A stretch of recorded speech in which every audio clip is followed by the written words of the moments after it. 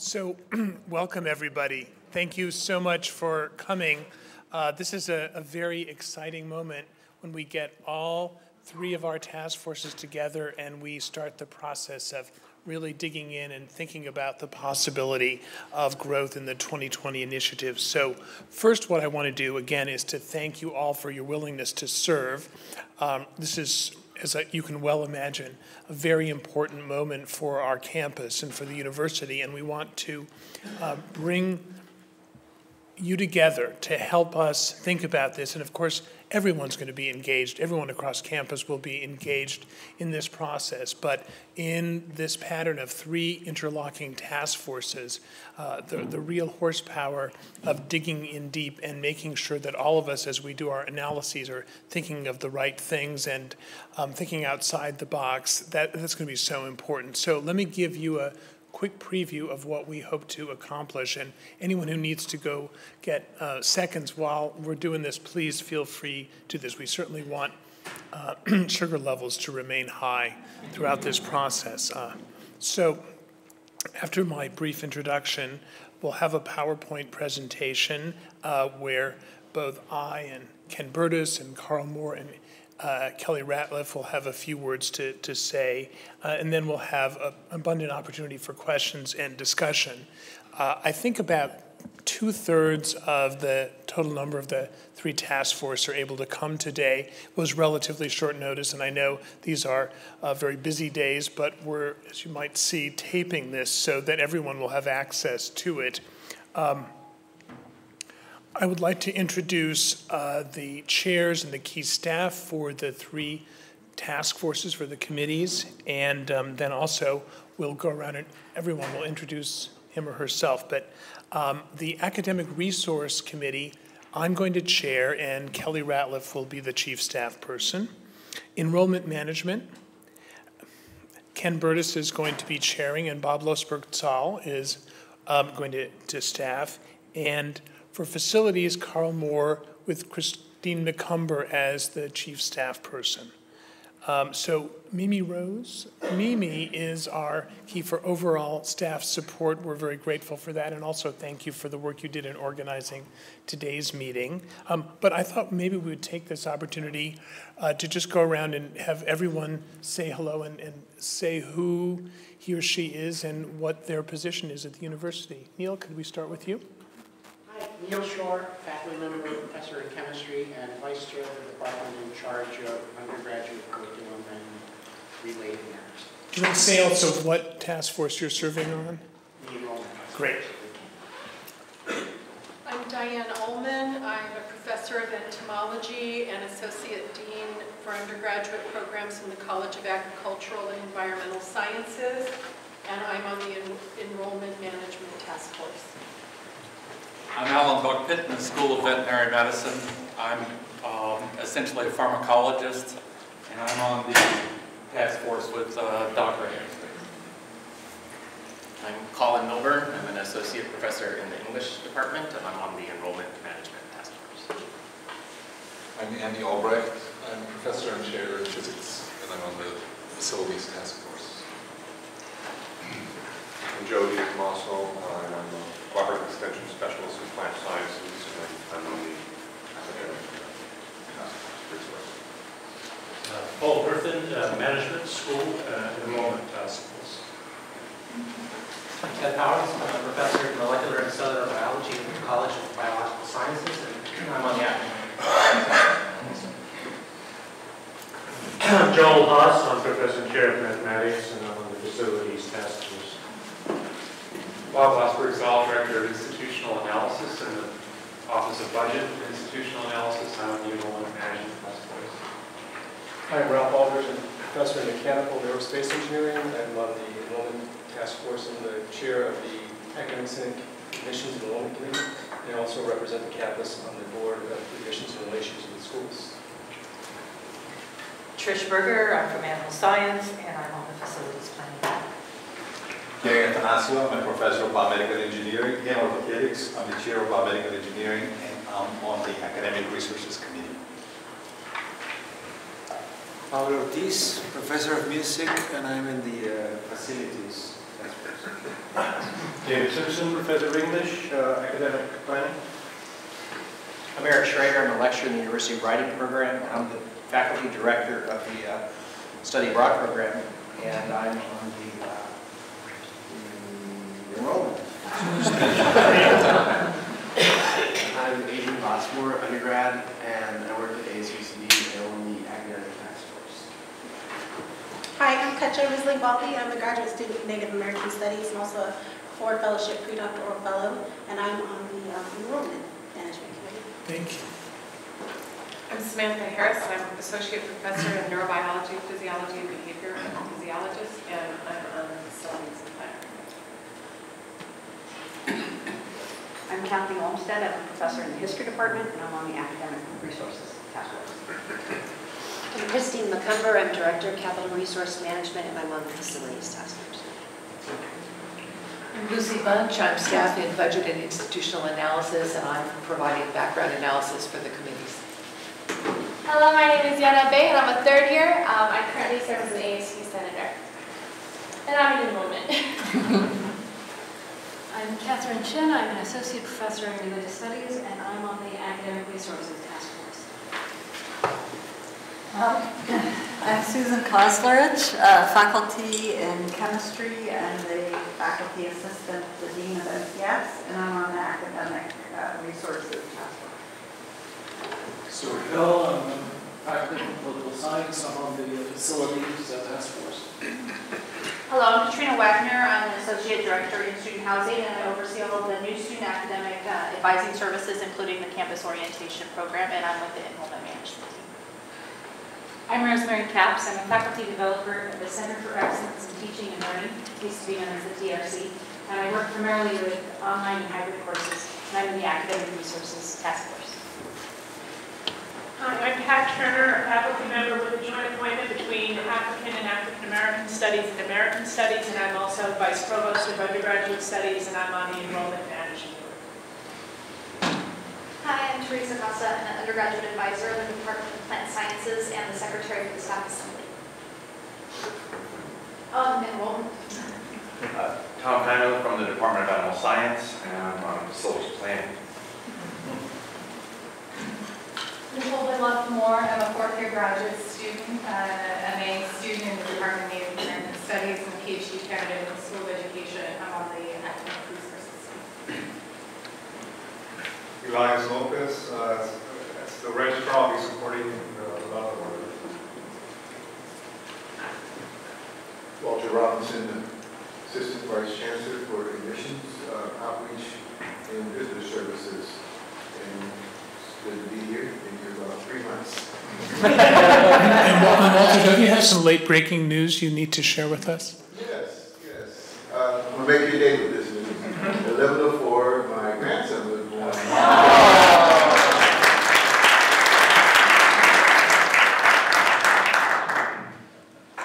My name is Zach O'Donnell. I'm a service manager with IT Communication Resources, and I'm on the facilities group. I'm also a staff center representative.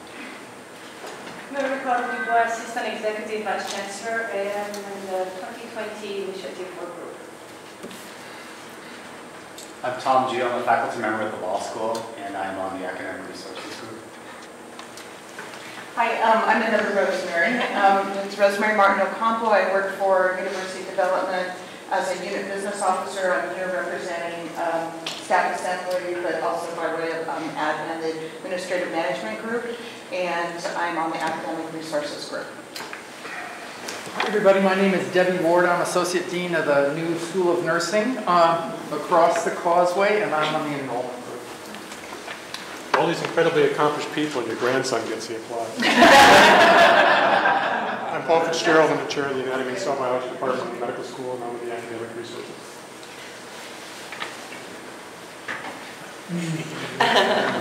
I'm Mimi Rose, and I'm the Executive Assistant to the 2020 Initiative, and Carl Moore and Ken Rose.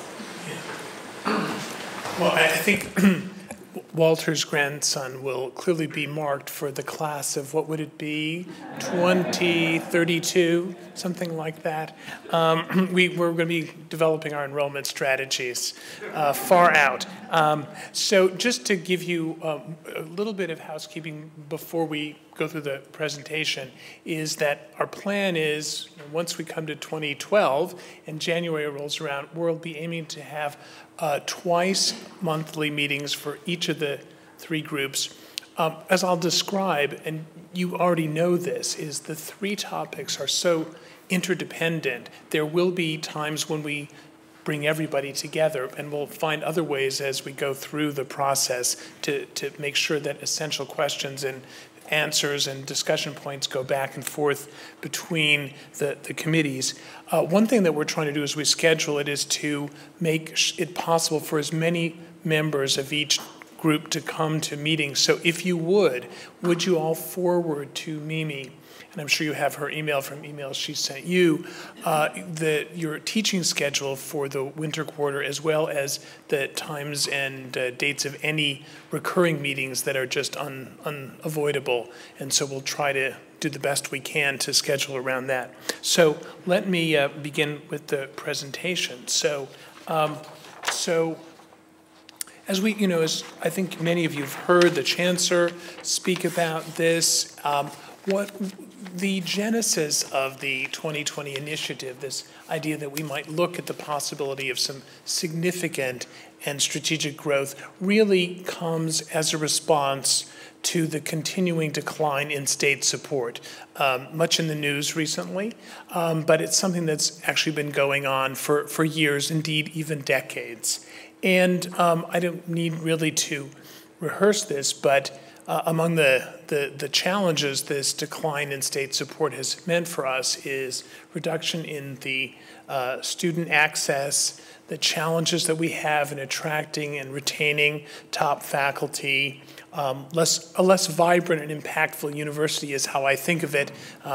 We also have we know what it has meant for our facilities. Actually, I think we're pretty lucky on our campus to have a number of new and beautiful buildings, but we also know that there are buildings that need more attention, and there's often a mismatch and inadequacy of classroom spaces, lab spaces. So we know this very, very well.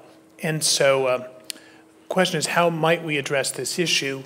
And that is the 2020 initiative is a possible response to that. It's clearly not the only thing that we could do in the future, but it might be, as we'll discover, a very valuable way to address these particular problems. So we'll be talking about this, and I think that your ideas will help expand these, but as I see it, there are a number of things that the 2020 initiative certainly sets out to do, and I think if we work together well, can do. I mean, one thing that I think is so important is to ensure access for California students. I also see it as an opportunity to increase opportunities for national and international students. There's no question that, thinking about our financial situation, that we have to attend to the financial stability of the university. And really we want to work on a plan and test ideas so that at the end of this plan, we would be in a position that there is much greater financial stability. Certainly, the opportunity to increase tenure-track faculty, that's good from many points of view. Among the most obvious is to make sure that all of our students have an opportunity to study with research-active faculty and to have enough of them in the right places so that we have satisfying student-faculty ratios, I should say. Let me highlight one corollary of this increase in international enrollment, the opportunity to internationalize the campus. Our campus is international in many ways already. I probably have heard that we're host to over 2,500 visiting scholars a year, and many of our faculty come from international backgrounds. But one of the things that the chancellor immediately picked up on was the relatively low percentage of international undergraduate students that we have.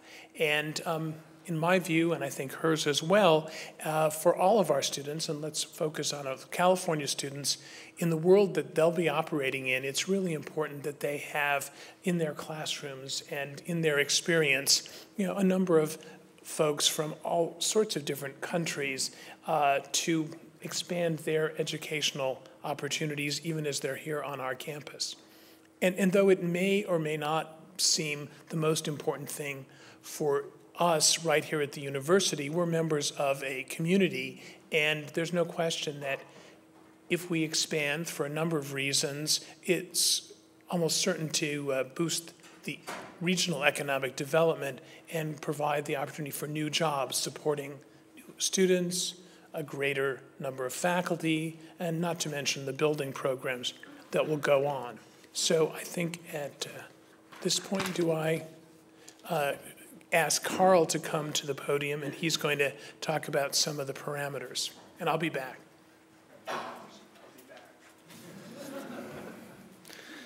So good afternoon, and again, welcome and thanks for your willingness to serve on this. There's some pretty important analysis that needs to really take several more cranks beyond what has been done now. And what I'm going to do is just introduce a couple of slides that talk a little bit about some of the base planning parameters that we've sort of set out as sort of a straw plan, if you will, and that we really hope that this process and that the good input and thinking that you can all bring to bear in thinking about these parameters, that we can really refine it. So again, for sort of a starting point, we have created a scenario that would add 5,000 undergraduate students to the existing base of population. With that, in order to try and not only maintain, but to try and rebalance the faculty-staff ratio, and I'll show you a slide in just a moment that speaks to that, we think that adding 300 new faculty alongside of that population of undergraduates is achievable.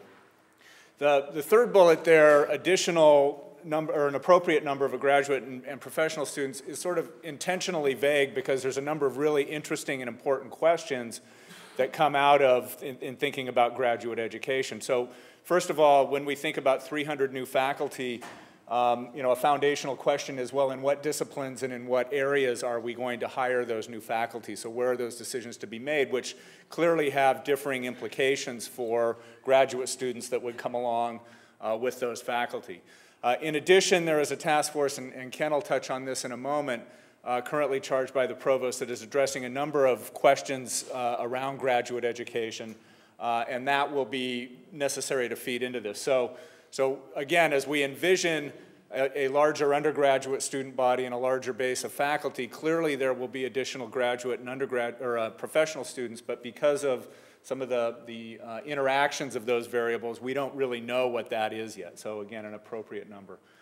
And then finally, this notion of an S-shaped curve is really code for, we can't just add 5,000, next year, or even in 2 or 3 years, that we need to do a ramp up. And part of that ramp up is, in fact, this planning process, to try and do this in a thoughtful way and think about the implications and develop strategies and responses for what issues may arise as we contemplate that growth.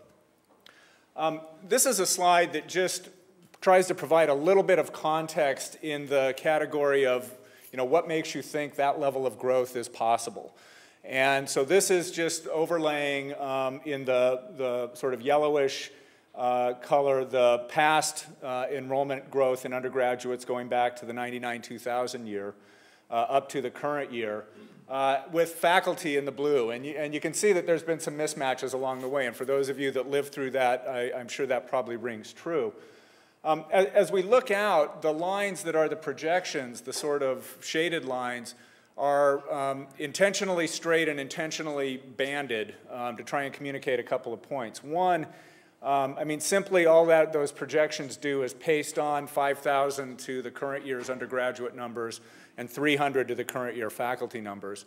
And they're intentionally broad in width to indicate that we're not quite sure what the trajectory would look like. In other words, would faculty or student growth lag or precede the other? And again, that's part of what I think we're going to be looking for input from these groups on. But is also to suggest that, you know, the current sort of imbalance, if you will, in terms of a faculty-student ratio is something that I think 2020 is hoping to try and address over time.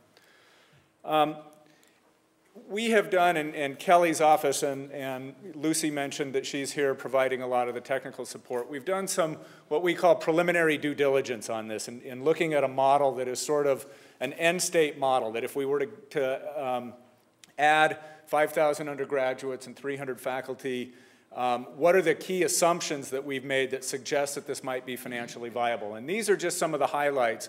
And again, as the planning process goes on and we start getting more definition and refinement to this will be a constantly iterated exercise. You know, Ralph mentioned increasing opportunities for national and international students. So in our preliminary model, in our end state, when we add these 5,000, we see the national and international enrollment increasing from less than 4% that it is today to somewhere around 14%. That's basically a 60-40 split in terms of the increment of growth between 60% national and international, 40% California students. Implicit in the model is there is an additional 20% of additional core funding that could be a combination of either state support or tuition increases. Obviously, with recent discussions on the campus, we know that the issue of increasing tuition is, you know, a difficult subject. And from a financial perspective, the model is really agnostic with respect to where that core funding comes from. But in order to just keep the core services of the base going, we need an additional, you know, roughly 20% on top of the base that we have today, and whether that comes from state or tuition to be determined. The model assumes a continuing return of undergraduate tuition, of 1/3 of undergraduate tuition to financial aid, so continuing our existing practices. The model assumes that any supplemental student fees that are being paid now for things like the ARC and the Health and Wellness Center, Student Community Center, some of the other student referendum fees continue to be available for those services. And so we have not, in our preliminary modeling, assumed either any increase in those costs or increase in those revenues over sort of current levels. As we think about, for example, in the enrollment management, and we think about what types of services might be necessary to support the first bullet there, an increase in international students, might there need to be a different mix or increased levels of student services that might not be available with those mechanisms? So that'll be part of what we need to test. At this point, and again, lacking a better assumption, the growth in the undergraduate population and faculty was sort of assumed to be pro rata to the existing allocation. So in terms of discipline, so if we are, you know, X% college of biological sciences, we assume that the increment is that same percentage. Clearly a very important and foundational question, and part of where I think we need to really align the work of the enrollment management group in looking at where is demand for, you know, for the various disciplines and where we're going to make the investments in academic resources to support that. So, but again, that's, you know, as a starting point, that was the base assumption. And that the average faculty and startup costs, you know, again, are sort of pro rata based on the existing. And so again, as we think about a different discipline mix, clearly those might be very different, and that's something we'll want to look at. And then finally, that we sort of maintain teaching assistants, TAs, at the sort of current rate. And again, as we think about perhaps different mixes of disciplines, different mixes of students, you know, there may be some need to reconsider some of those assumptions. But so again, at the highest level, we've also made some base assumptions about needs for new classroom space, needs for new housing for students based on some of our current policies. And these are questions that the facilities group will start thinking about in terms of, you know, if we just add an increment of undergraduate students, do we just add on a pro rata basis, you know, square foot per student multiplier for classrooms, or are there different ways that we might think about delivering curriculum that might come up with different different approaches there. And so, based on, and again, this pretty generalized and frankly crude at this point analysis that's based on a lot of simplifying assumptions, it appears that this model creates a financially viable end state. But again, there's a lot of questions and a lot of those assumptions that we need you to really think about and challenge us on. And as we think about a more detailed plan, then again, we will continue to iterate this and report this back as we go. At this point, I'm going to turn it back to Ralph, and he's going to briefly talk about each of the three groups and your primary charge. Thanks, Carl. So as we've said, the three groups will work very closely together, but we've created these three task forces because they clearly circle, each of them, around very, very key questions. Now, what I have here as my talking points are just a small selection of the questions, and in fact, I would recommend that you look carefully at the work plan that we have distributed. It's on, I think it's actually posted publicly and was sent out.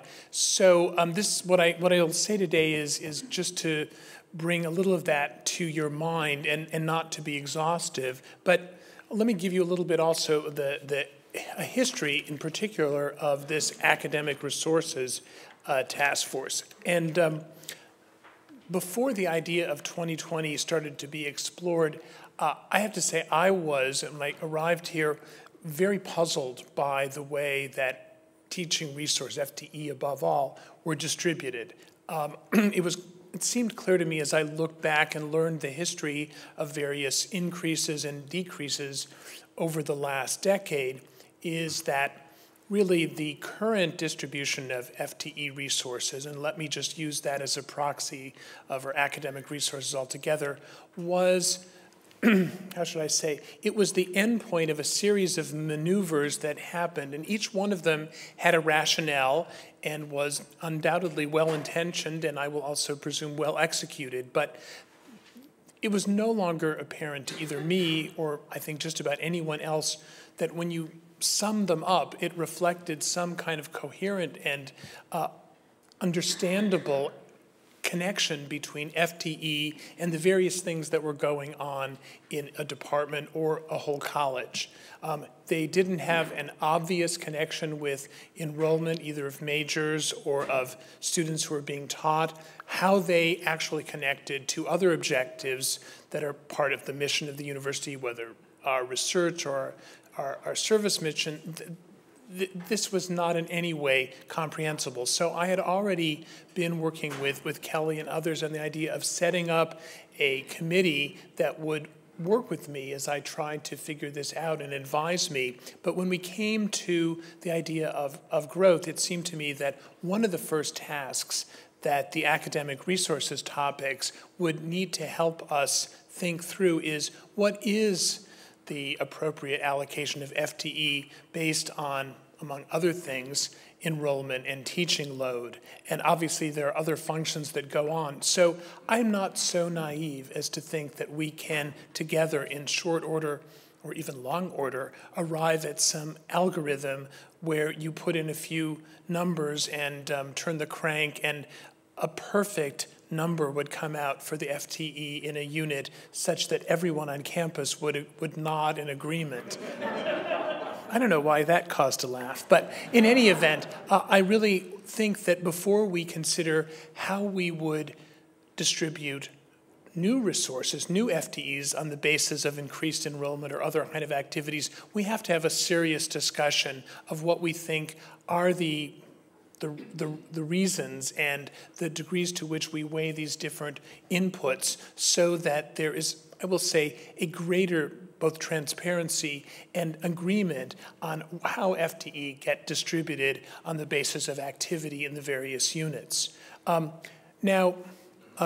Carl said, just for our back of the envelope calculation, just to do the very first order estimate whether there could be a way in which this would work financially, we just used our current distribution of FTE as a proxy and just blew it up, just scaled it up. I actually am thinking that that is, for a number of reasons, probably not what we want to do. When you think of 300 FTE, and I might share with you a moment I had. It was actually at an event, and the chancellor was speaking, and I have to admit, my thoughts wandered from the chancellor's words, and we had just begun to discuss this idea of 300 FTE, and for some reason, the idea of actually announcing that we would be putting out a call for 300 FTE came into my mind, and the image that then came was something akin to those nature programs where they throw chunder out from a boat and the sharks come. I mean, I actually had a feeling of great terror as I thought of, the natural competition that would arise when this FTE announcement. Now, as we'll discuss, and this will be part of what we talk about in academic resources, and this is also a principle of the whole initiative, is we're going to look at the possibility of going on this path of growth.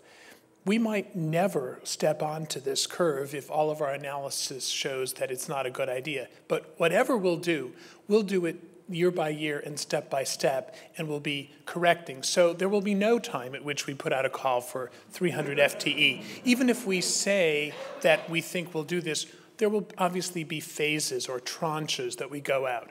But let's imagine for a moment, again, these are just very, very preliminary thoughts and begin to get us into this, is 300 FTE. Well, you might imagine that 200 FTE would end up being called forth by departments who both want to replace areas that they've lost so that they can accommodate new students, fill in areas that really are within their same field but have perhaps been missing or have developed within their fields. You can imagine, each of you, things that are that example, that would fit that kind of an example.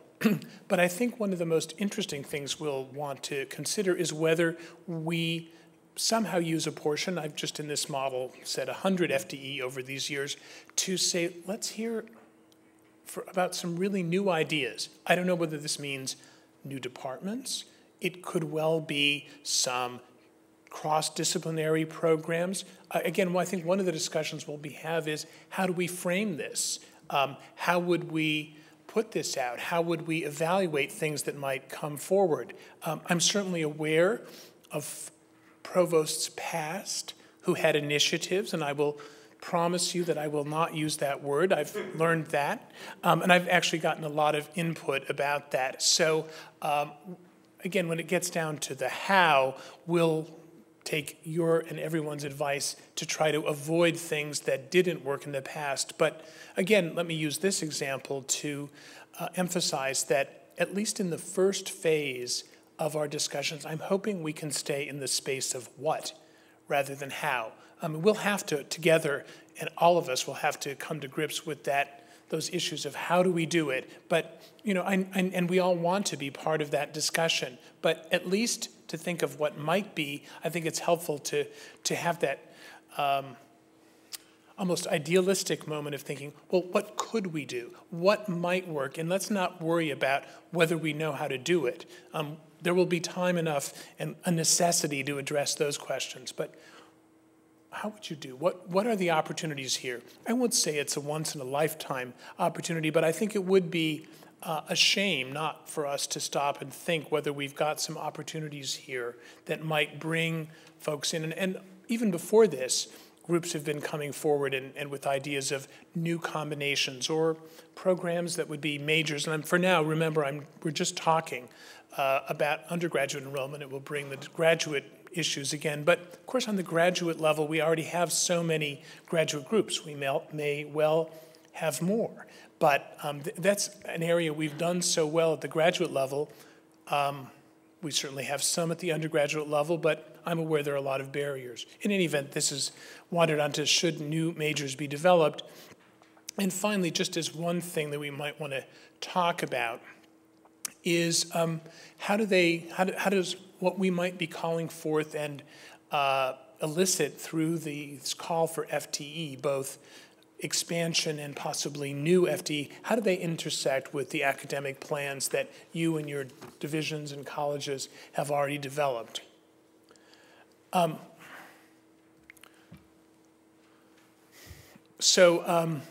Ken is much more eloquent than I about the enrollment management, since he'll be chairing this. But here we've just put sort of two very thick questions up because they bring together a number of the issues that we think are involved in enrollment management. Let me just read the first one.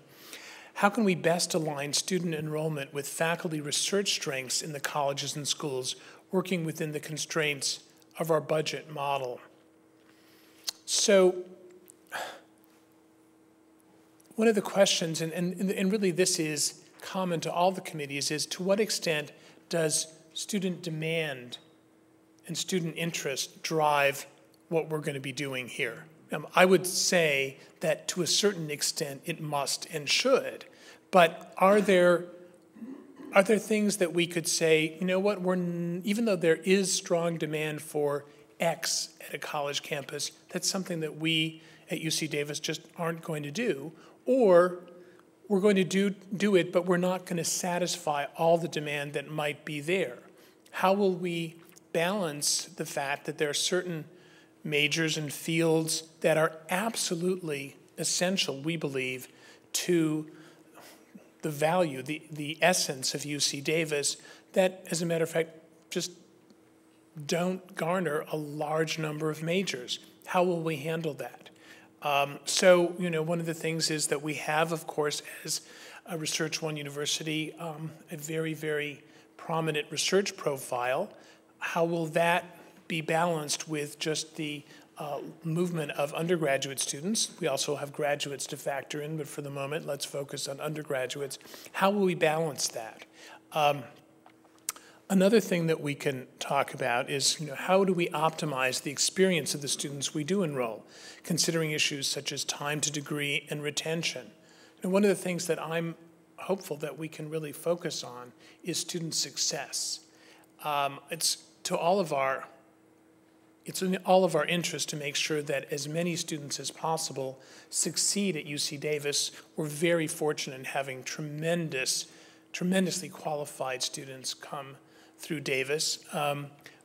We seem every year to be more and more competitive, and yet, for one reason or another, some of them don't graduate. I mean, again, overall, as a large public research university, we have very good data, but we still don't do as well as we might, and we see gaps between the retention and time to degree data. When you look at sub-pools of our total population, what can we do to improve that? If we're going to be having more students who are not from California, how do we make sure that they are as successful? Because that will be important for many reasons. But there's also questions of movement between schools and fields. A lot of students enter aspiring to do a science major and end up moving to humanities and social sciences. Now, from a certain point of view, I say they've seen the light, but no. There's seriously, and if they have, so much the better. But if we're not delivering our majors in the sciences in a way that can provide for success for the largest number of our students who really have the potential to succeed, we might want to look at some pedagogical practices. Again, I don't for a minute imagine our committee is going to give the answers to those questions, but what it might say is that we need some structures and some guidelines to attend to things like that. Advising is something that I hear a lot about from students, and in fact, there's a great deal of difference because there's a difference in scale in the populations across the colleges in how students can receive advising. Some schools, colleges are much smaller. So I have to say that I think that as we look at enrollment management across the entire campus, we all have to together take on a responsibility and say, how can we optimize it for every school, the large colleges as well as the small ones? And there are lots of issues in here. Diana's left, but I was just talking to her briefly about hotspots. We have now these issues of courses that are under tremendous demand because they are requirements for majors and often in a different school or division. So as we work together and in the context of the new budget model, which Kelly will talk about in just a moment, how can we make sure that we're optimizing student success and optimal rate of movement through Davis while handling these decisions across colleges and divisions, particularly the cross-college questions where our budgetary models and often our governance structures are not set up for the ideals of cooperation and solving those issues. So again, I don't think the task force will provide the answer, but it might highlight issues that we have to use other structures to address. And finally, our facilities issues. I mentioned those before. If we add 5,000 students to our campus, how are we going to handle that? Already we hear from students that, and faculty, of course, that we don't have sufficient numbers of large classrooms. There will be, of course, questions, and in a way this is also an overlap with enrollment management. Are we using our current facilities optimally? Are there options? And I won't risk even mentioning some possibilities because none is popular. But are there different ways we can think about it? We'll have everyone take note of where we have current constraints and find out what we might have to add or what other changes we might have to make in our structures of the way we assign classrooms. I guess one of the questions that might come up here, though it's a much deeper than facilities question, is are there options with online education that could augment experiences? Would it mean that if we do some things right, we wouldn't have to build quite so many classrooms for these new students? Again, those are questions that need to be considered in many other parameters, but I could see what comes out of this are some suggestions for further study and some ideas. Obviously, with 300 faculty added to our current population, we'll have some demand on research facilities. How are we going to handle that? And finally, the area of housing. Early indications suggest that with West Village and the renovations and creations of some denser spaces, we might have a break in that we may not be faced with housing shortages immediately as we grow. That needs to be tested. We also want to hear ideas whether, for example, with an increase in international students, we might want to create an international precinct. Again, not that all international students would be there, but do we have an opportunity for that? I think I now turn it over to Ken, who will undoubtedly be more succinct than I. Succinct, yes. Eloquent, no. I can never. So first, I'd just like to start by thanking all of you for agreeing to serve.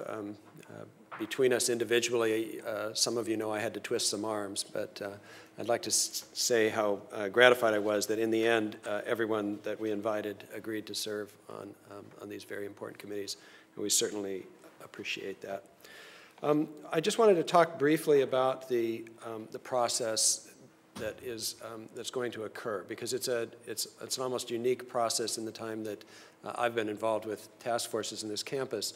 We've introduced 3 different task forces. Each of you is a member of one of those task forces, and Provost has done a good job of sort of laying out the initial parameters of what these task forces will individually consider. However, it is absolutely the case that these 3 groups are inextricably interlinked. You cannot consider any one of these topics without considering the other 2. And it's going to require an unusual degree of communication between the task forces in order to successfully arrive at a solution to the question that we're asking. And so I think all of you could come up with examples how that's going to be the case. I am serving currently as the faculty advisor to the Chancellor and Provost for the entire initiative, and I'll be attending all three sets of task force meetings and providing one conduit back and forth. But I also anticipate that many of you will be talking to each other as the process continues. And indeed, I wouldn't be terribly surprised if one or more of you didn't ask if you could sit in with a meeting of the other task force if you have the time as certain issues arrive. We're just going to have to unfold this as we proceed. In the end, the goal is to come up by the end of this academic year with sort of an initial set of recommendations. I'm not sure whether what we come up with is a plan or recommendations or a set of boundary conditions. We'll get where we get in the time available. This is, as I'm sure you all appreciate now, a very complex undertaking that we're initiating here. But our goal is to be able to provide at least an initial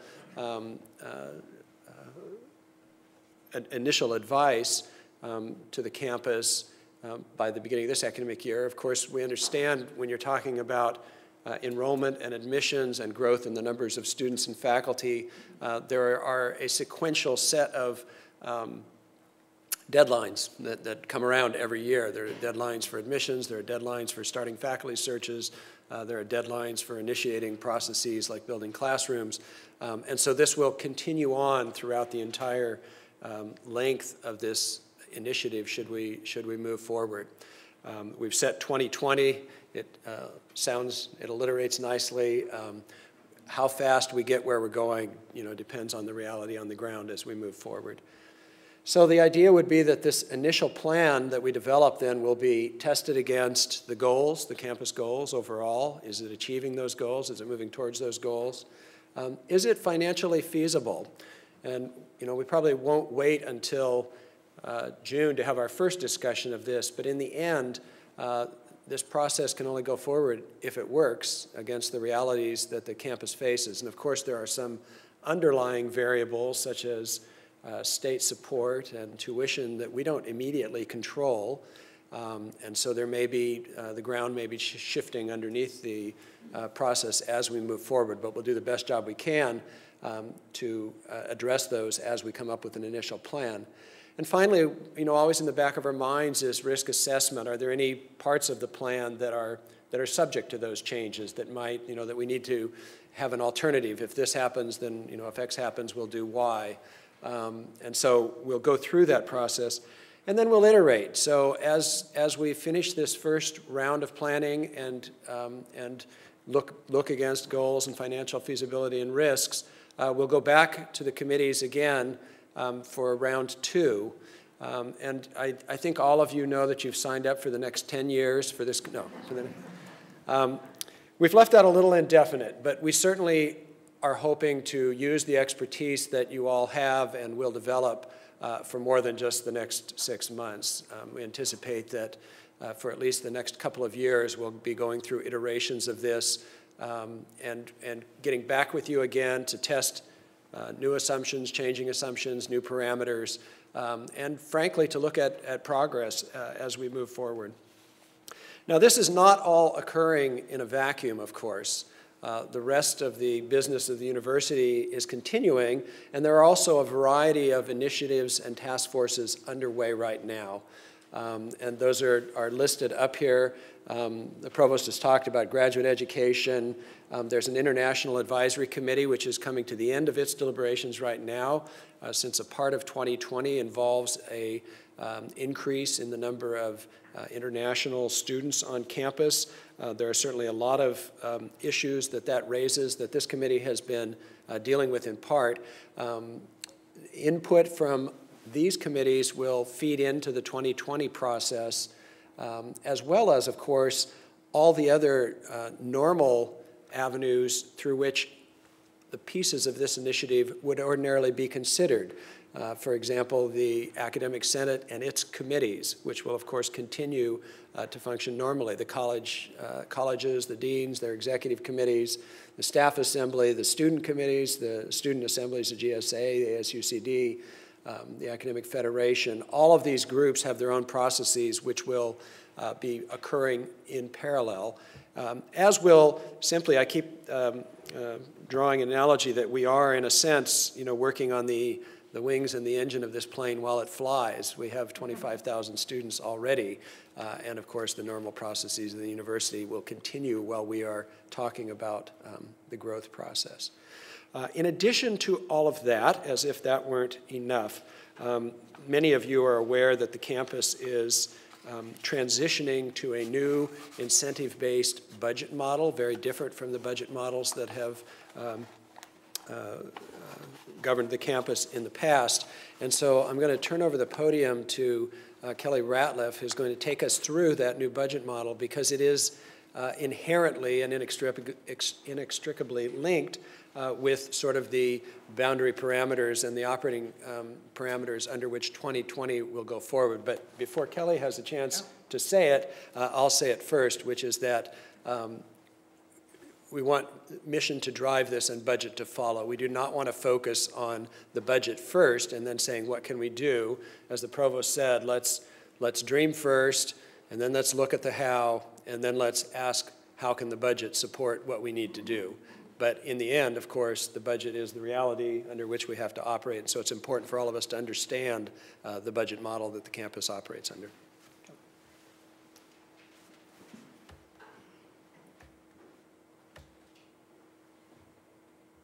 We lost the budget. Aha. Found. Where am I? Really? I'm stepping away from the slides. So this is a presentation that actually I've made in a couple places, met with Letters in Science department chairs, with the College of Agricultural and Environmental Sciences, with the College of Biological Sciences. Several of you have seen this, but I can never resist the temptation when I've got a group of people assembled to do a little bit of Budget 101 because it's complicated and it matters to everyone. So the first piece of Budget 101 for UC Davis is UC Davis is a $3.4 billion operation. These are the numbers from 2010-11. So this was last fiscal year, and in fact, today on my desk landed the audited financial statements for the university, and so we'll now be able to go make sure these numbers, I think in their rounded form here, haven't changed, but I'll be able to get rid of that little asterisk. Just briefly, again, because I like to make sure folks are aware of what makes up the $3.4 billion. Starting with the gray slice there that says the medical center, 39%, $1.3 billion. That is just the medical center. So we speak usually of the UC Davis health system. The health system includes the hospital or the medical center, the School of Medicine, and the Betty Irene Moore School of Nursing. That makes up the health system. This gray slice is just the medical center piece. The funding for the schools shows up in the rest of the slices of the pie, just like any other college or division or school. So that's the medical center. And then just moving up, the sort of the lightish blue slice there, local government, largely research restricted type funding that comes through a local government agency. The federal government includes a couple of things. A lot of the federal government funding is the restricted funding for research, both the direct and indirect costs associated with federally sponsored research. It's also some federal appropriations. In the case of our College of Agriculture and Environmental Sciences, some so-called hatch funds that are appropriated. And finally, it's Pell Grant funding. So our students receive federal Pell Grants, and when those Pell Grants are used to pay their tuition, we don't count it in two separate slices. So we record it as tuition, but in a picture like this, if you're not careful, you'll be double counting it. So basically, the tuition slice is reduced in this picture, and those funds show up in the federal slice. So Pell funding that our students use shows up there as well. In the next bluish slice that says state contracts and restricted and designated funds, a lot like the federal money. So this is if we were to have a grant that one of our faculty members gets to do research for Caltrans, a state agency, that's restricted research funding. This is Cal grants that our students might get.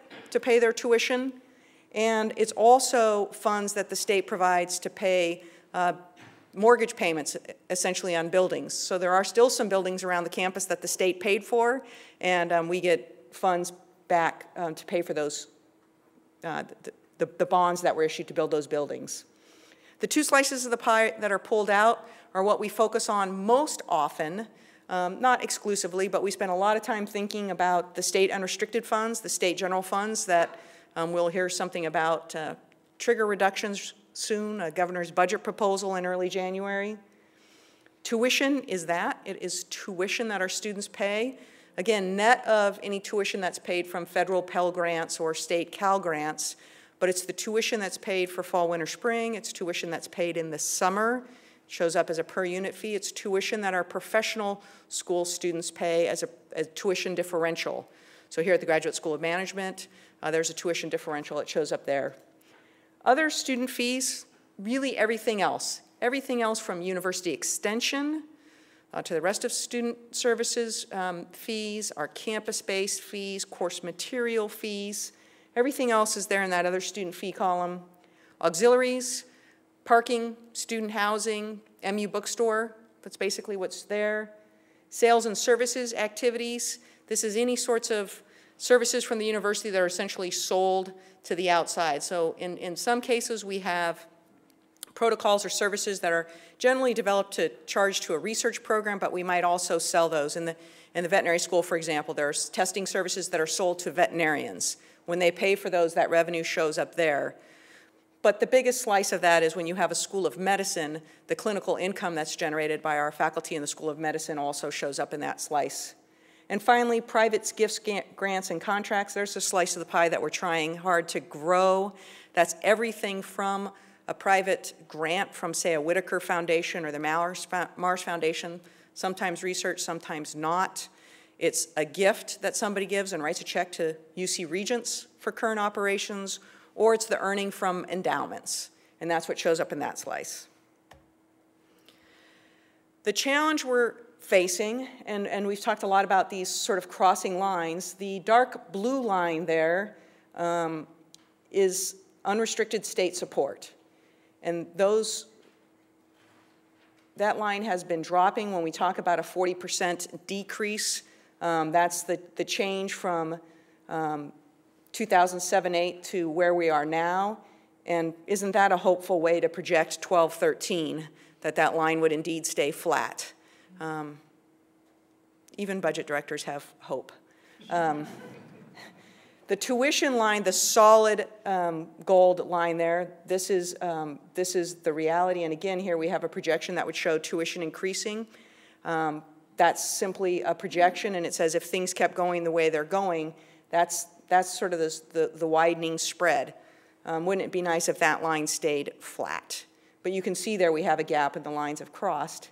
And indeed, the lines crossed much sooner than this if you pay attention to the total fees that our students pay, including all of the campus-based fees for facilities. Many of our facilities are supported by the students, the Health and Wellness Center, Activity and Recreation Center, all those sorts of things. So when you take into account the total fee and tuition price tag, which isn't the total cost of attendance, that's how those lines look.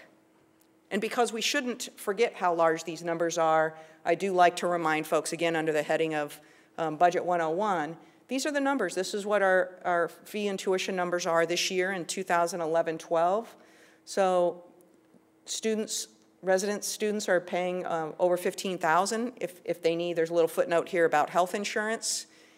And for our national and international students, that price tag goes up to $38,000 on the undergraduate side and about $30,000 on the graduate side. And then you can see some of the charges when you add in the professional school differentials, just how much larger those numbers are. And I should say on our budget webpage, we have a copy of these slides available. And if I just made that up, it will be true within hours. Okay, so we are moving to a new budget model, and I was talking to a group this morning. So again, in the sea of many, many things happening, we are still trying to grapple with a budget shortfall and a challenge. right? So we've got the one we're working on for 11-12 and the one for 12-13 that we'll probably have to start thinking about very soon. We're thinking about this thing called the 2020 Initiative, and we're also trying to imagine a new way to think about how the budget model itself works. And a budget model, I will say, Ken said it for me first, but the budget model is a tool. So we ought to be very clear on what the vision of the university is. We ought to be very clear on what the program is, what our aspirations are from something like the 2020 Initiative, and then we should hope that the budget model is helping us get there. Encourages creativity. Every budget encourages creativity. We hope this one inspires its own brand of creativity. Lots of smart people in this room and in other rooms who will always be maximizing their benefit under any given system. We're purposely calling this an incentive-based system, so we ought to be very careful about what we think we're trying to incentivize and check against those other sorts of behaviors that maybe we weren't trying to incentivize. Talk a lot about transparency in today's environment. I'll tell you there's a ton of data out there. The financial schedules that I just told you are new on my desk. You can go on the webpage and you can see what the total expenditures have been for every department on this campus in the university financial schedules for many years. It's a volume. We also have volumes and letters out there about how the campus budget process works. In the last couple of weeks, I had a professor ask me, what's the core fund budget for College X or College Y? She was trying to think about sort of the cost or the value of something in sort of $10 million increments.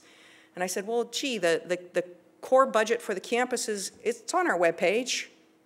Oh yeah, it's attachment 1 to the May 11th letter, which is page 7 of a document under this link. Okay, so the information's out there, but that's not very transparent. So we have to find ways to both make more obvious what the sources of funding are and then to put the information in usable nuggets. I think this approach will help us. And finally, we need to have a transition strategy because, as we've said, there are changes happening on so many different fronts that we have to do our best to sort of mitigate and bridge where we can.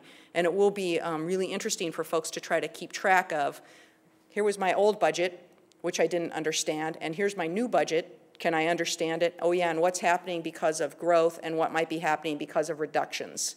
And I keep wanting to draw these things in separate little happy boxes, and maybe we'll be able to pull that off, but transition will be important. Okay, so I'm just gonna throw up here, we've got a timeline here similar to what we're thinking about the 2020 Initiative. Here, Ralph's been talking about each one of these sort of boxes either being a chapter or its own set of, now I'm going to forget the metaphor, but our little rule books that we're going to turn into the whole play. How is it that Ralph is using a sports metaphor and I can't keep track of it? But let's imagine each one of these boxes are sort of chapters and they're actually appearing as white papers. So undergraduate tuition, for example.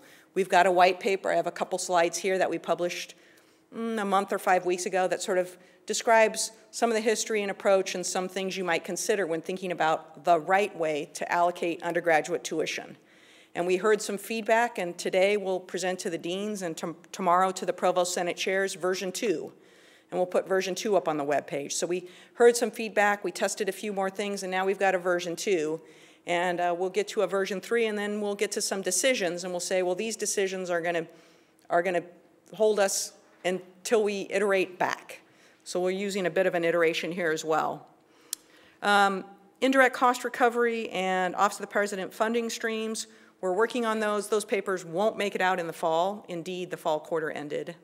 But they will. We have made material progress, and we'll have that information out soon.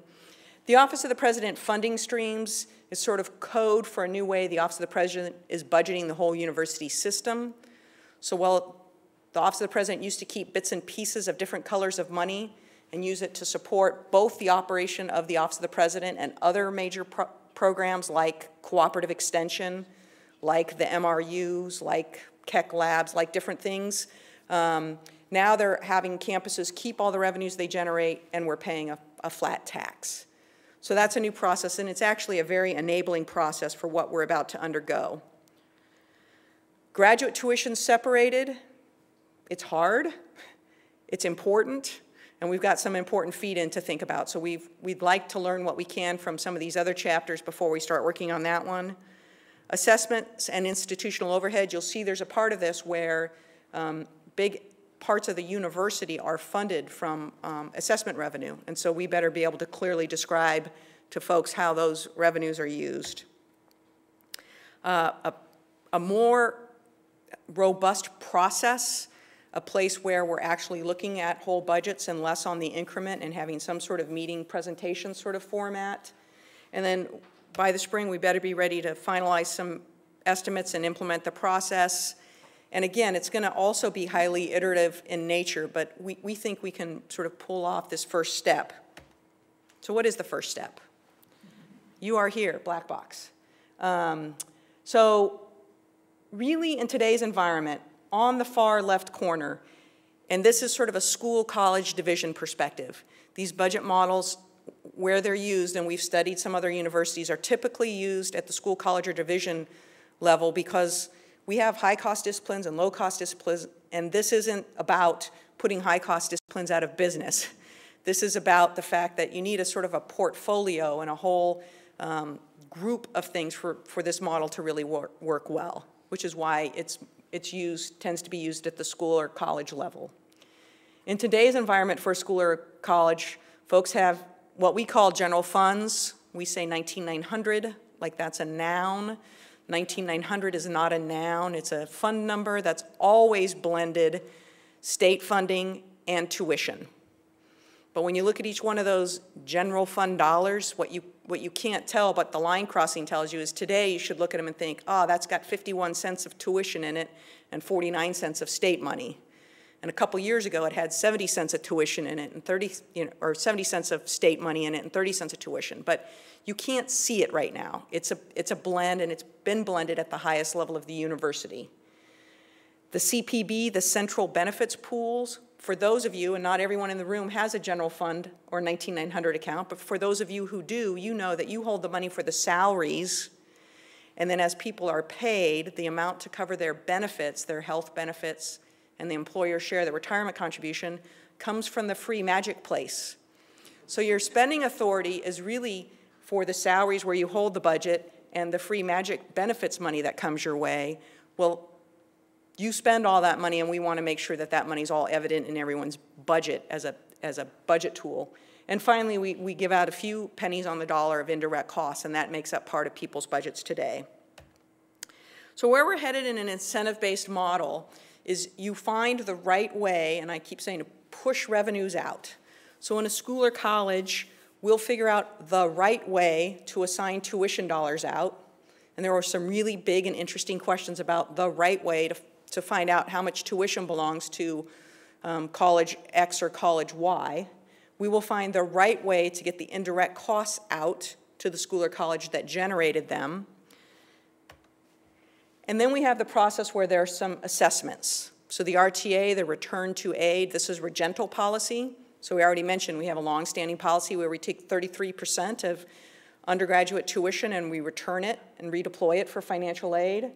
And then there are general assessments. So the way these models work, revenue goes out and then it's assessed. The assessment, the funds that you get back from the assessment of tuition and indirect costs, and any state funds that are left, and let's hope we still continue to have plenty, those things are brought together and create a pool of funds called the Provost Supplement. And what you do with the Provost Supplement, well, the first thing we'll do with the Provost Supplement is it's the tool that anchors the cross-subsidization that very naturally occurs in a university. We have cross-subsidizations today, again, between high-cost disciplines and low-cost disciplines. You just don't see it as clearly. So in this model, when a school or college receives its tuition, pays its assessment, it will have a net amount of tuition left. Same with the indirect costs. Well, the Provost Supplement here in this first iteration keeps everyone roughly the same as where they are today. And that's, again, the combination of the assessment back and the state funds. As we contemplate growth, as we look ahead and as the work of these task forces paints a picture, paints a program about what the academic resources should look like, what the enrollment model should look like, and we have a multi-year plan, schools and colleges ought to be able to reasonably predict, well, how much tuition revenue will come our way if this plan is executed? What's our research portfolio look, and how much indirect will come our way? Again, net of the assessments. The Provost supplement piece continues to be there as an incremental piece. So Ralph may decide to have various initiatives focused on certain attributes he's interested in, and there would be sort of a call for proposals. It might also be this note here which says there might be future state budget reductions. And if there was a tuition increase to offset those budget reductions, you might in fact see your tuition, your Provost supplement slice get smaller and a tuition slice get larger. There might be a state budget augmentation, in which case you might see the Provost supplement slice get larger. There will be different ways, but the Provost supplement piece is largely an incremental tool similar to what we do today.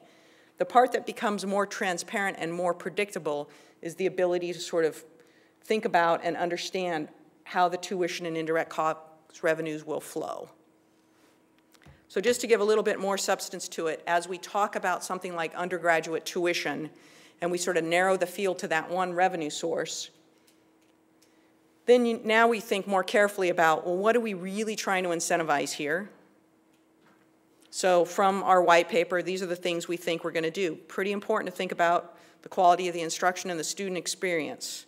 Pretty important to think about encouraging units to teach non-majors, right? We don't want to choke off, Chem 1A.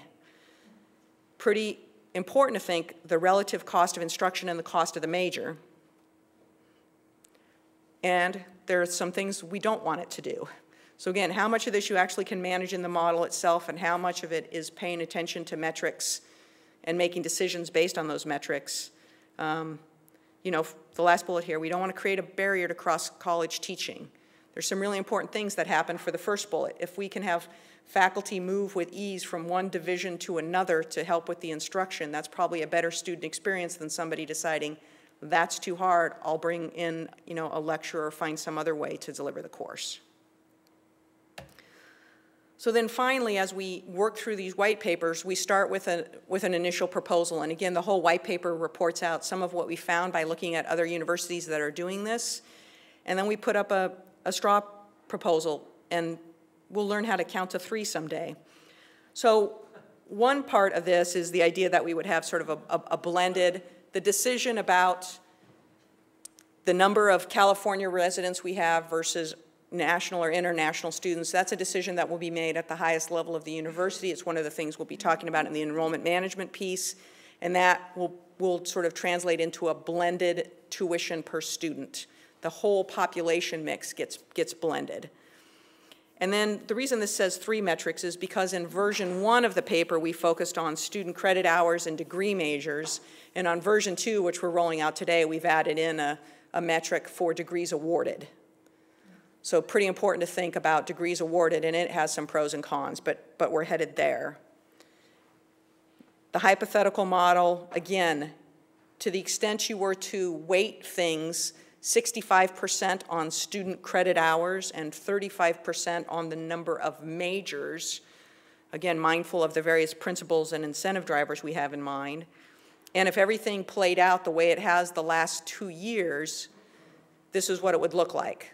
So if we came out of the 2020 initiative with an enrollment model that looked exactly like what's happened the last 2 years, and if we were to divvy up undergraduate tuition in this way, this sort of shows you the relative proportion of things. And in the white paper, we sort of look at all extremes. What if you went 100% student credit hours and nothing on the major?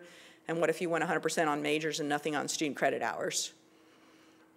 And so again, that information's there.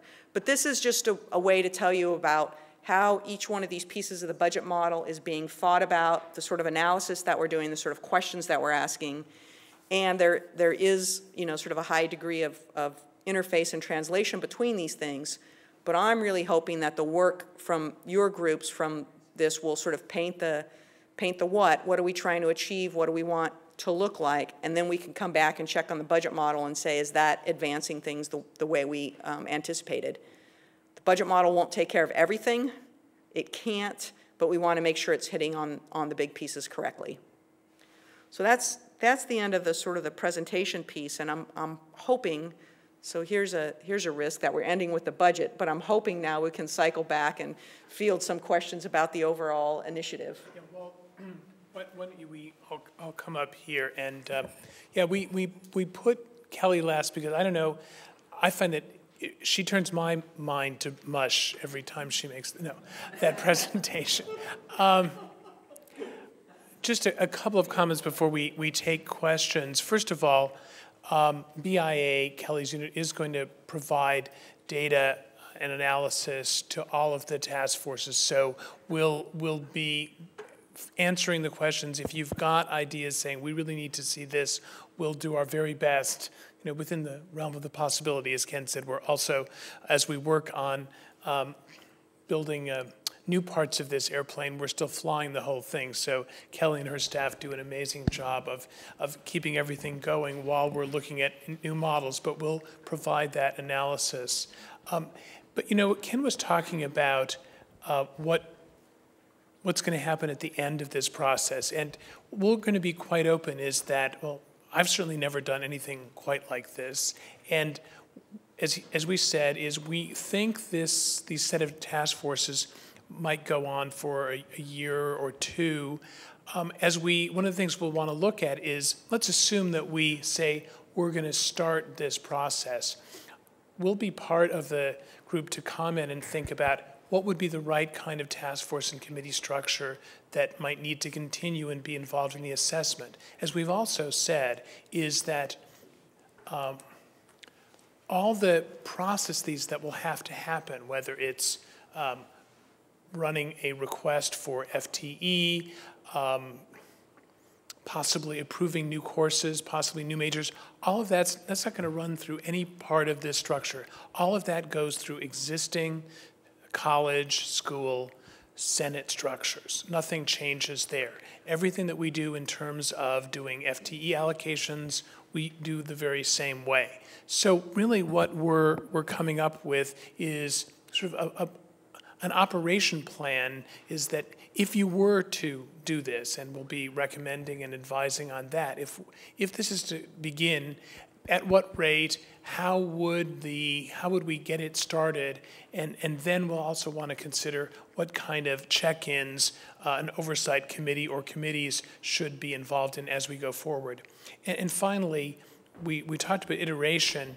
We're going to be flexible, because if what we see is that we need another kind of structure, or the committees and task forces in another round to be composed another way, we'll do that. Nothing is written in stone. So with that, why don't we open up to what I can well imagine will be a number of questions. We'll try to do our best to answer them. Thanks. And just a note, if you do want to ask questions, Mimi's got a microphone just so that we can capture it on the recording. It would be helpful for those who aren't able to be here. I've been struck in listening to all this that something is missing, and that would be we're selling a product. You haven't identified who's going to buy the product.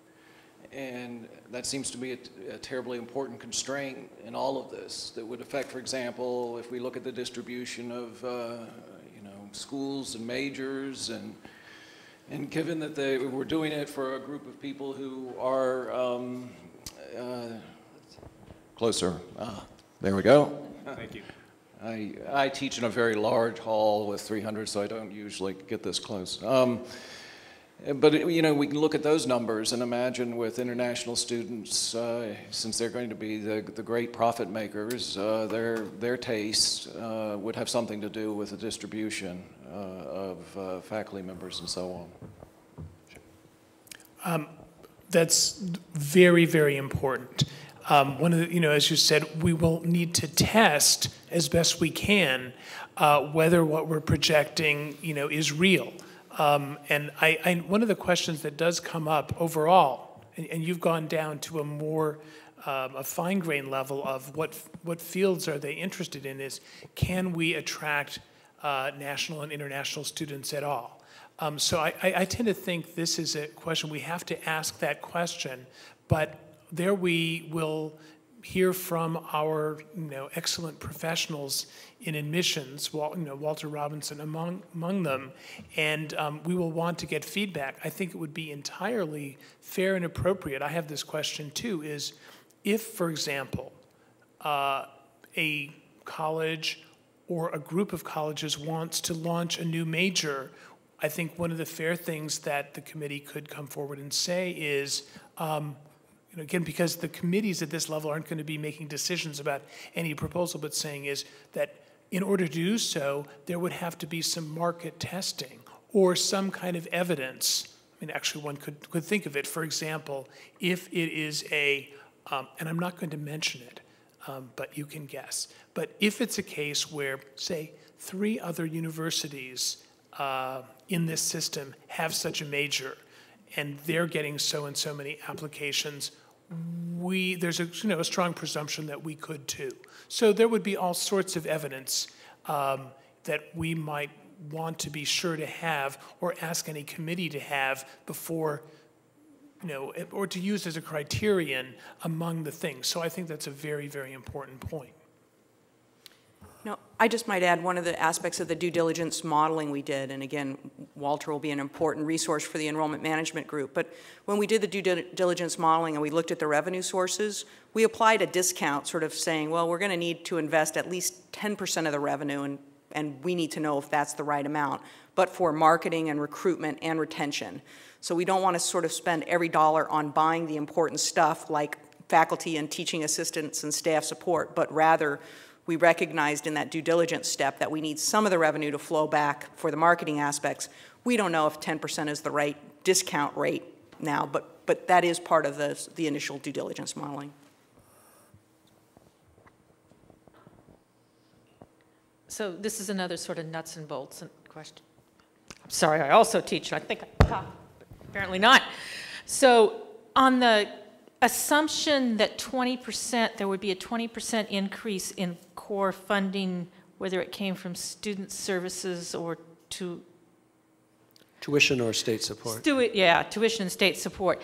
Is that basically the equivalent of $3,000 per student on their $15,000 tuition, or is that some lesser number? The tuition today is about $11,000. So of that $15,000 total fee and tuition number that I showed you, the tuition piece is about $11,000. And so as Carl mentioned, we did sort of an endpoint analysis. So we just imagined some point in the future and said, well, what if core funding, either by virtue of state augmentations or tuition increases, went up, and we had that revenue, would that support 300 faculty and the appropriate number of TAs and so forth? So 11,000, sort of plus 20%. So $2,200 per student based on today's. And the reason I'm hesitating a little bit is because 20% is a round number on purpose. 2,200 sounds less round to me, but that's sort of the order of magnitude of analysis we've done. But that's over 8 years. That's an endpoint figure. So I can't do the compounding in my head, but it's roughly assuming 2% a year. Hi, I was wondering with the figures that are shown now on the screen, what allocation of non-residents or national and international students versus California residents was used in arriving at these revenues figures? They don't actually have anything to do with it was mentioned figures. that. Yes, so actually it was one of the earlier slides that Carl presented, but again, as we looked at the 2020, the expansion, the adding of roughly 5,000 students, the total number of undergraduate non-residents today is just under 4%, and at the endpoint analysis, we had that part of the population going up to 14. So today we're at roughly 23,500 undergraduates. You'd add 5,000, and 14% of that number would be non-residents. This is just showing how this chart, which maybe we shouldn't have left on the screen, is really the distribution when you take student credit hours and you take majors and weight them. But right now it's agnostic to sort of the dollar value for each student credit hour or each major. So the 14%, that's the percentage of all students on campus who are national or international students, right? I was wondering, with the enrollment growth, the 5,000, what portion of that growth would be non-residents based on that figure? I'm sorry, it was roughly 60-40. So of the 5,000, about 3,000 national, international, 2,000 California residents of the increment. I mean, to be quite frank, we were trying different ways to express that. We've been pretty consistent about that. But, you know, what it achieves, given the fact that we already have 25,000 students and somewhat south of 4% are national/international students now, in order to arrive over 8 years at, say, around 14%, obviously in the growth portion, those new ones. But of course, whenever we admit students in any given year, we're not going to be saying, oh, you're a new student, as opposed to just another one of those old students we always admitted. So that's why it makes more sense, I think, to talk about the overall concentration. So I'd like to learn a little bit more about the graduate piece of the story. And it seems like there's a process where we're sort of thinking we're going to think this through a bit at the undergraduate level and then see how that feeds into what it implies for the graduate program. So I'm guessing in the back of my mind what reasoning might be behind that, but I figured I'd just ask. So a lot of it is just timing. Again, several, like my thinking about a committee that I would want to talk about, FTE, predated 2020. We had already launched the International Advisor Committee and likewise this graduate committee before 2020 came on. So it seems very important because we have many of those issues already.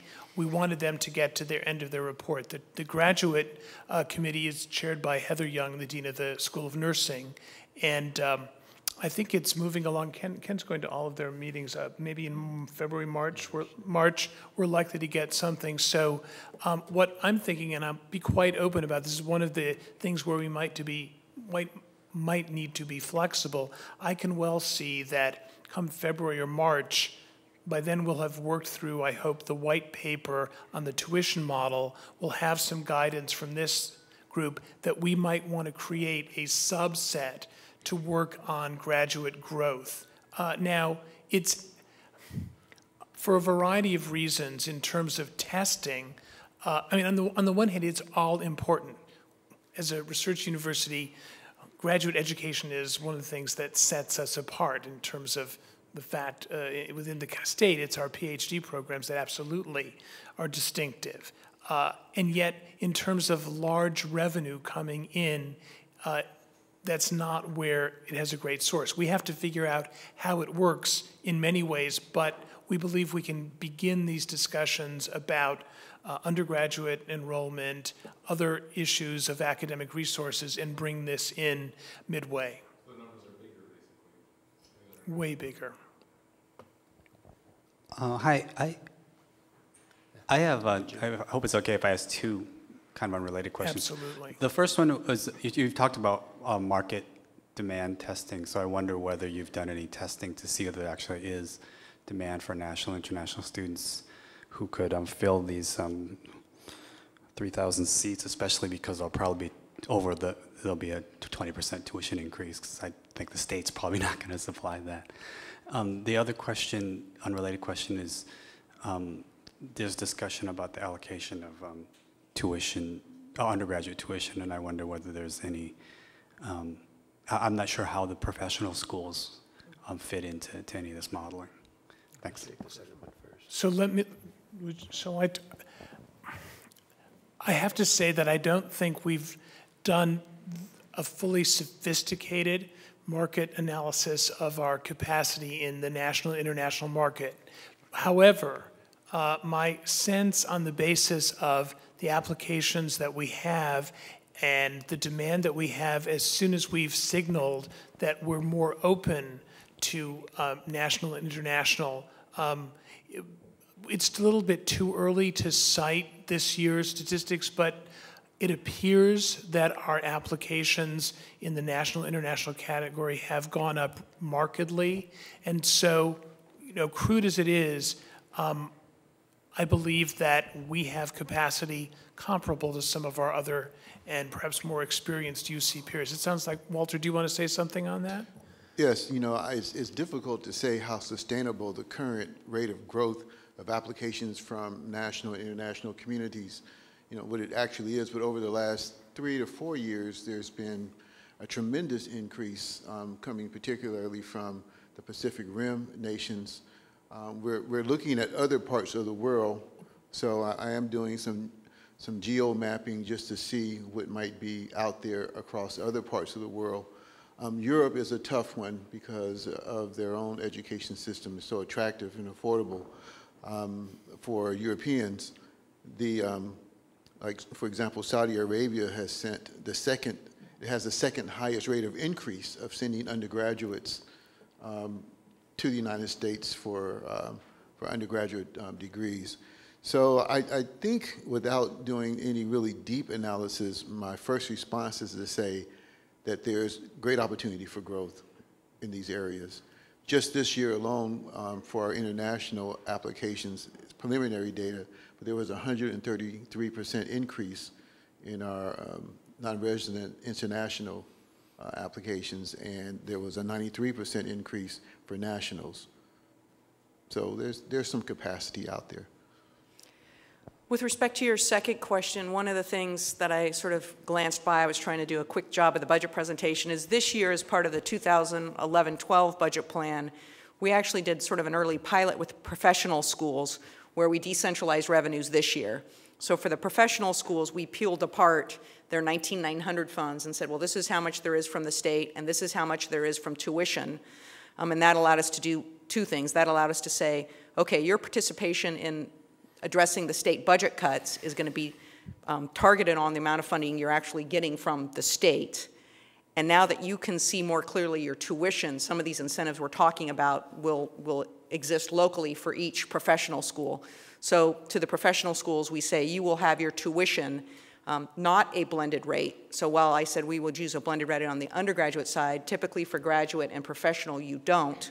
So we'll say to professional schools, think about your enrollment, what's the appropriate enrollment size, think about the mix of your enrollment, think about how you deliver your curriculum, but know that the tuition you generate will come directly to the school. And so it's sort of an early iteration of what we're doing with the budget model, in part to make it more autonomous and give us a sort of a first step. So those tend to be more localized discussions, but that was an important tool to put in place for those to move forward. So to what extent are you concerned about the wide differences in faculty startup costs that are associated with different disciplines? Is that something that has been talked about with respect to this initiative and the budget models? Do you want, Carl? I mean, clearly on the facility side, but also on the salary side, I mean, we have to be very mindful of that. And again, as we mentioned in the due diligence, the assumption at this point is that we've sort of grown the place, you know, proportionally across disciplines now, and made, you know, sort of allowances for the average startup cost based on that. Clearly, if there is a different discipline mix, then we'll have to look at all of that, and that's part of the tweaking. But again, you know, to Kelly's point, I think we want to start with the what of what we would like to see in the future, and then, you know, continue to do that and refine that analysis as we go to make sure that it's going to work financially. I would just say there are a couple of opportunities in looking at this as we are. First of all, there's no question that when we would look at resources going to, let's say, a given college and think about how, well, let me put it this way, one of my first epiphanies was realizing that does not convert directly into FTE, even proportionally, because there is, in certain disciplines, both because of this average salary and because of startup costs, which in some way we would have to amortize over a number of years, it's much more expensive per FTE. So we're going to have to figure out how to titrate that. But another thing that one might consider is that if you were setting up a proposal where there might be several hires in a new area, and we've already done this, is you could do a combined, in a sense, startup.